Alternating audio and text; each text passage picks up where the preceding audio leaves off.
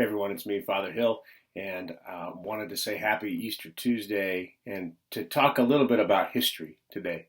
Um, I was in a history class in college one time, and the professor said something that stuck with me to this day. It's a quote. I can't seem to find the attribution who said it, but it's this: History is a junkyard of empires.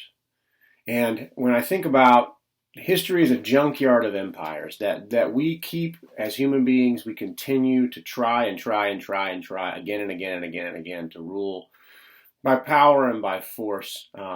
We seem to have this idea in our minds that might makes right. He with the biggest guns wins. He with the most money wins. And those empires throughout history, they do have a victory in the short term, but then for one reason or another, it all comes crashing down, such that history is a junkyard of empires. One of the chief things I think that the cross and resurrection of Jesus Christ teaches is the reversal of the adage that might makes right. Jesus teaches us that right makes might.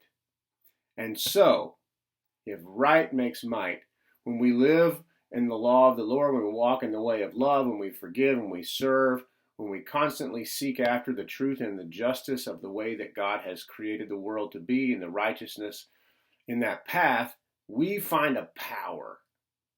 We find that rightness or that righteousness gives us the power to imbue life with hope when there isn't any obvious hope. We find the power to have lives that are free from the possibility of despair, free from the possibility of loneliness, because God's presence is always with us all the time. The resurrection of Jesus brings us into this new life.